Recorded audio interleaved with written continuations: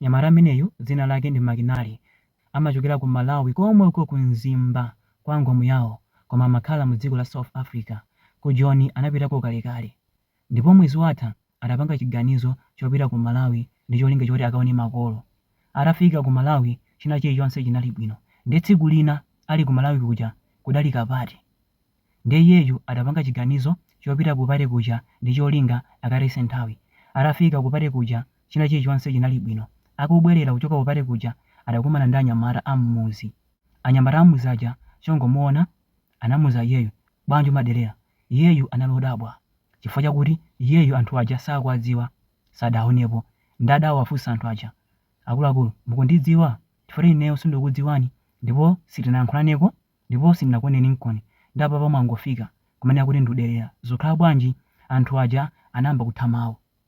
Iyeyunso adayamba kukangana nawo anthu aja. Zotsatira zake anakangana, koma anthu aja anamusiya, iyeyunso ananyamuka nkumapita.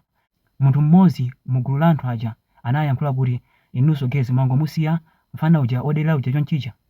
Wam'modzi mugulu lija atamva mawu amenewo anathamanga straight kwa Makinali, anampasa mbama. Makinali ndibwezere chigulu chijaso chinamfikira chamba kummenya. Iye uja mphamvu zinachepa, anthu aja anammenya ye, chifukwa anthu aja adalipo chigulu. Zotsatira zake anthu aja anammenyamenya kumbayabaya ndi mipeni. Anthu ammuzi akubwera anapeza zoti anthu aja athawa, Makinali ali yatha. Anthu ammuzi anathamanga kumtengera ku chipatala. Ku chipatala cha kunzimba ananena kuti ife sitingakwanitse, anamtumiza ku Mzuzu. Ku Mzuzu atafika anakhalako masiku angapo. Zotsatira zake Makinali anamwalira.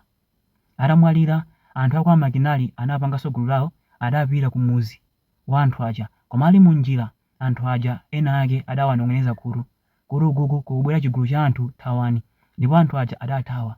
Gulu la kwa Makinali litafika mmuzi muja linapeza anthu aja athawa, anangotcha manyumba mmene mukuoneramu, koma anthu aja adathawa. Kenako anabwerera.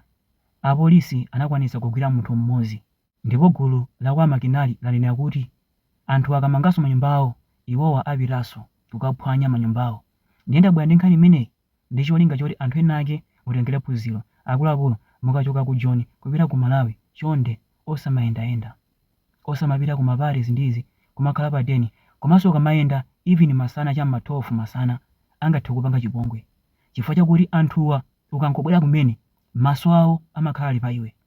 Wabwera ndi chani? Afuna zioneka ngati ndani, ndi amambopanga zipongwe kupangira iweyo, koma iweyo sunaonepo, sunachezeko nawo, sukwadziwa nkomwe, koma amambosemba chinyawo kusemera iwe.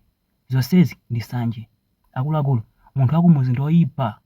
Nkani ndimanena anthu akumuzi osamathandiza. Fa munthu akumuzi ukampasa chinthu amamboganiza anangawa akungokhala akungoruwa alibe china chilichonse, pamene mwana wa anebawo ali china chilichonse amapita kunja amapanga zakuti. Zotsatira zake amaupanga chipongwe iweyo, sapanga makolo ako, apanga iweyo amene ubweresa zinthu ku family yakwanu. Anthu ambiri aphedwa, ana ambiri aphedwa chifukwa cha zinthu ngati zimenezo. Kani ndimanena mukamathandiza makolo sibwinonso makolo anuwa azitha mawu, mwana wanga apanga chakuti, mwana wanga apanga chakuti, fa anthu aja akamava zotsatira zake amapanga chipongwe iweyo.